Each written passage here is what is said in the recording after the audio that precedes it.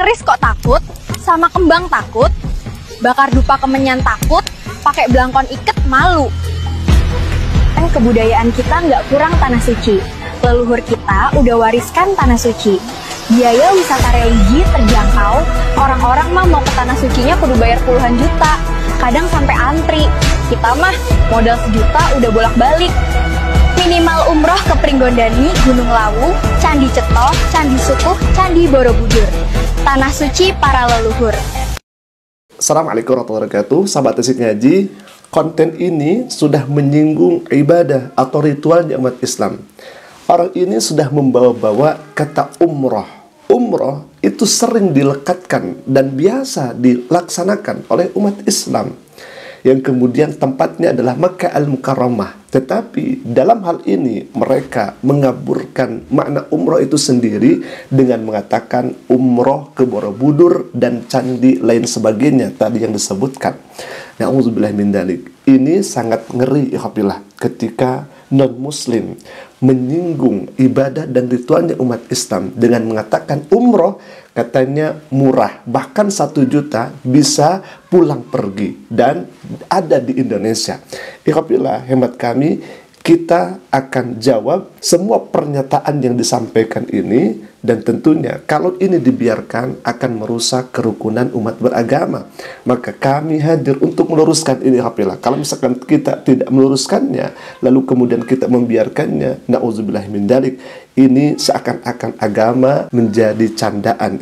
Baik, kita akan lihat pernyataan demi pernyataan yang disampaikan, kemudian kita akan reaksi bersama. Silahkan. Keris kok takut, sama kembang takut, bakar dupa kemenyan takut, pakai belangkon iket malu. Baik, di sini kita akan reaksi bersama ya. Katanya kok dengan keris takut, pakai belangkon malu, kemudian dengan dupa takut dan sebagainya. Mohon maaf, kalau misalkan Anda menunjukkan perkataan ini kepada umat Islam, karena tadi sudah menyinggung juga masalah umroh, di mana umroh ini adalah khusus dilaksanakan, yang kemudian tempatnya adalah tanah suci Makkah Al-Mukarramah. Kalau misalkan pernyataan ini ditujukan kepada umat Islam, maka salah besar kalau umat Islam takut kepada keris, takut kepada dupa, takut kepada kemenyan, atau malu dengan menggunakan belangkon. Kenapa? Karena umat Islam sejatinya bukan takut kepada benda mati, bukan takut kepada simbol-simbol tertentu, tetapi kita hanya takut kepada Allah Subhanahu wa Ta'ala. Nah, di sini perlu kita luruskan ikhwillah. Jadi, kalau misalkan ada stigma yang mengatakan umat Islam takut kepada benda mati, itu adalah keliru besar. Karena umat Islam sejatinya takut kepada Allah Subhanahu wa Ta'ala, dan takut jika umat Islam ada di lembah kesyirikan. Kan sekali lagi kami sampaikan dengan tegas bahwa simbol ataupun benda mati itu sejatinya tidak memiliki kuasa dan tidak memiliki daya. Umat Islam sering melafadzkan la haula wala quwata illa billah. Tidak ada daya, tidak ada kekuatan kecuali semuanya atas izin Allah Subhanahu wa Ta'ala. Jadi kenapa benda mati harus ditakuti oleh umat Islam? Itu yang Anda harus pahami dari akidah umat Islam itu sendiri. Yang kedua, yang Anda harus pahami di sini, umat Islam tidak anti budaya, tetapi umat Islam tidak tawar-menawar soal akidah. Jangan salah paham Anda kepada ajaran Islam. Islam hadir bukan berarti harus menghapus budaya, tidak. Dan Islam sejatinya tidak alergi dengan budaya. Akan tetapi Islam menyaring mana budaya yang tidak bertentangan dengan syariat, mana budaya yang justru bertentangan dengan akidah, dengan syariat Islam itu sendiri. Contoh misalkan, kita mengambil contoh yang mudah untuk kita pahami dan memang realitanya ada di lapangan. Misalkan ada budaya batik, baju dengan corak batik, apakah itu warisan dari budaya Islam? Tidak, apakah itu dari budaya Arab atau misalkan dikatakan seperti itu? Tidak. Tetapi batik ini ya daerah lokal, budaya Indonesia. Apakah lantas kemudian Islam melarang memakai batik? Walaupun itu batik ada dan hadir di Indonesia, di tempat kita? Kan tidak. Justru batik atau sarungan dipakai oleh umat Islam untuk apa? Salah satunya misalkan untuk ceramah, untuk ibadah, untuk ke masjid melaksanakan berjamaah dan sebagainya. Sekali lagi, Islam tidak alergi terhadap budaya. Yang kedua, misalkan belangkon. Apa malunya pakai belangkon? Tidak ada, ikhwatillah. Kalau misalkan kita ingin memperlihatkan identitas kita sebagai suku di daerah tertentu, atau suku Sunda dengan belangkonnya, atau suku Jawa dengan belangkonnya yang kemudian ciri khasnya seperti itu, silakan. Islam tidak melarang itu. Tetapi kalau misalkan belangkon atau apapun itu misalkan digunakan untuk hal-hal atau ritual tertentu, maka itu yang dijauhi oleh Islam. Selagi dipakai untuk identitas suku tertentu, itu tidak jadi masalah. Selagi dipakai dalam kebaikan, itu tidak jadi masalah. Selagi tidak bertentangan dengan syariat Islam, itu tidak jadi masalah. Dan Islam memperbolehkan itu semua. Jadi mohon supaya tidak membenturkan antara budaya dengan Islam. Karena Islam sejatinya tidak alergi dengan budaya. Tetapi kalau misalkan budaya itu sudah bertentangan dengan nilai Islam, sudah bertentangan dengan tauhid, etika, moral, dan sebagainya, maka jelas Islam melarangnya. Kemudian tadi masalah keris. Apa yang harus ditakutkan dengan keris? Keris itu sama dengan golok, hanya berbeda bentuk, tajamnya sama, hanya saja berbeda bentuk. Tetapi kalau misalkan keris ini digunakan atau dianggap misalkan bertuah, bisa mendatangkan kekuatan gaib atau bisa mengusir jin, setan, dan sebagainya dengan keris itu, nah itu yang kemudian diharamkan di dalam Islam. Contoh yang kedua tadi dikatakan dupa atau kemenyan. Dupa dan kemenyan itu kan wewangian, sama dengan wewangian yang kita pakai selama ini. Dan itu diperbolehkan apabila untuk aromaterapi dan kemudian wangian biasa. Tidak jadi masalah. Tetapi kalau misalkan diyakini dupa kemenyan itu supaya bisa mengusir jin, supaya bisa mengusir setan, atau supaya memanggil roh jahat misalkan, atau mengambil jin, nah itu yang dilarang di dalam Islam. Itu yang pertama apabila dalam pernyataan ini. Baik, kita akan lihat ke pernyataan kedua ya. Kita akan reaksi bersama. Silakan ya ikhwah. Kebudayaan kita nggak kurang tanah suci. Leluhur kita udah wariskan tanah suci. Biaya wisata religi terjangkau. Orang-orang mah mau ke tanah sucinya kudu bayar puluhan juta. Kadang sampai antri.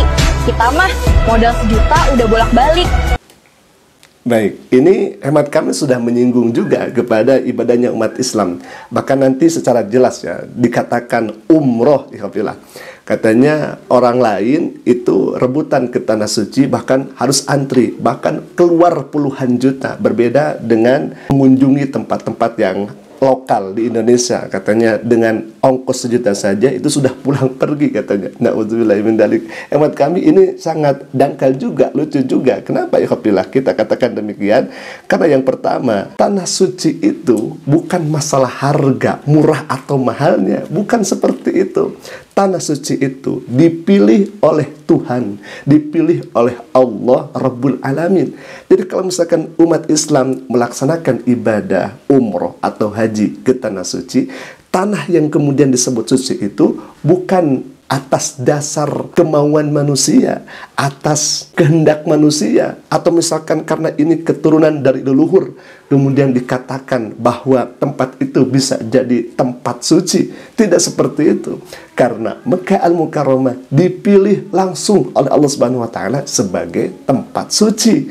Al-Qur'an sudah menjelaskan secara jelas. A'udzubillahi minasyaitonirrajim. Bismillahirrahmanirrahim. Inna awwala baiti wudi'a lin-nasi lalladzi bi Bakkah mubarakah. Di sini sudah sangat jelas kita garis bawahi lalladzi bi Bakkah mubarakah. Bi Bakkah mubarakah. Bakkah artinya Mekah itu mubarakah, diberikan keberkahan oleh Allah Subhanahu wa taala. Artinya disucikan oleh Allah Subhanahu wa taala di Mekah tersebut. Kenapa lantas kemudian harus dipertentangkan dengan leluhur yang kemudian mewariskan tanah suci di tempat lokal atau di Indonesia ini? Ini sangat tidak nyambung, karena mungkin yang Anda pahami terkait tanah suci yang kemudian diwariskan oleh turun-temurun atau dari leluhur itu berdasarkan keinginan manusia. Tidak seperti itu dalam akidah umat Islam, karena sejatinya tanah suci itu langsung dipilih oleh Allah Subhanahu wa Ta'ala. Jadi dalam hal ini kami menjelaskan jangan disamakan antara wisata religi buatan manusia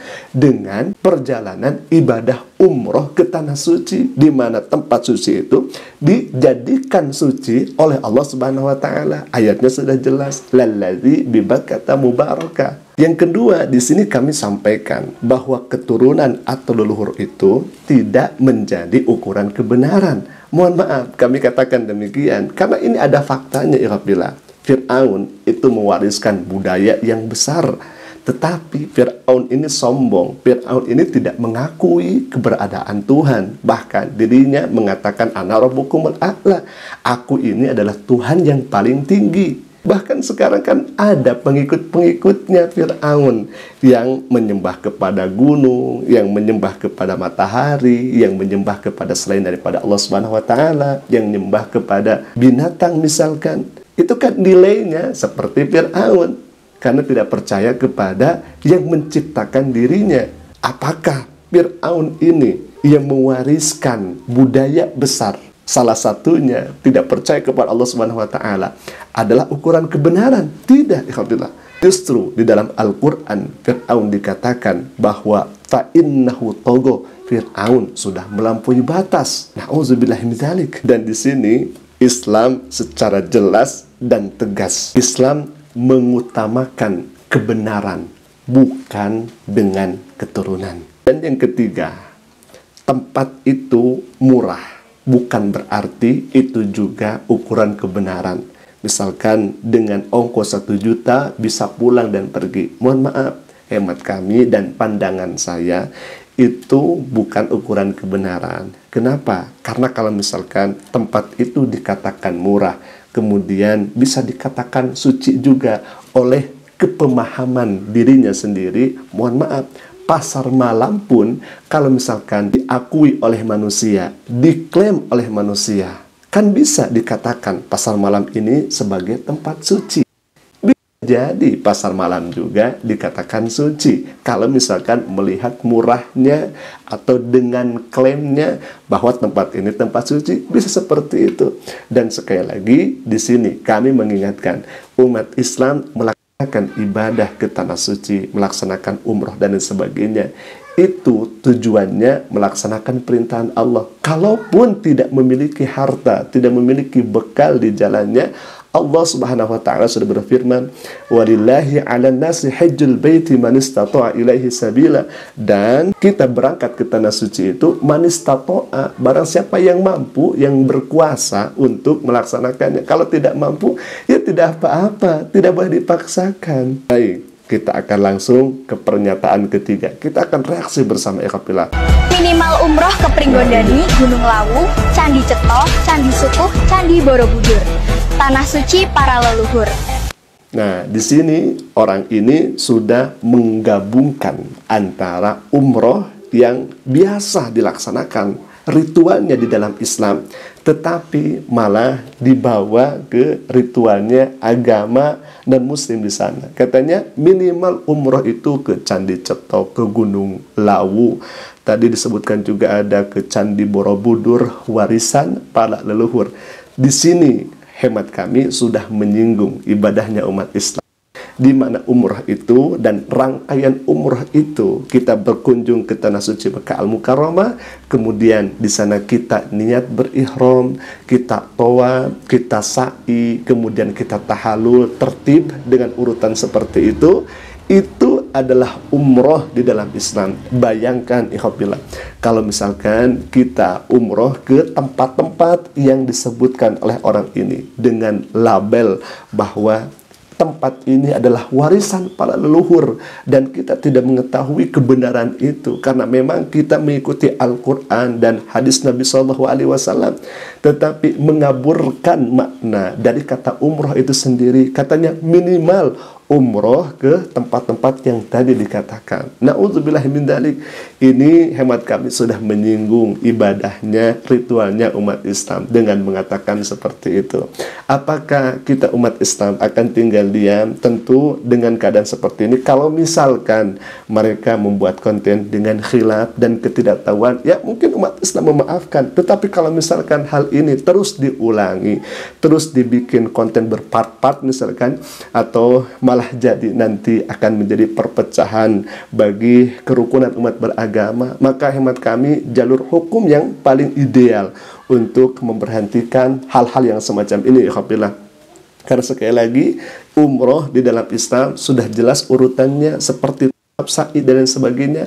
Apakah lantas kemudian kita mendatangi Candi Borobudur, kemudian kita mengelilingi candi tersebut? Kan itu hemat kami, na'udzubillah min dzalik. Ini kan sudah penistaan juga, ikhwafillah.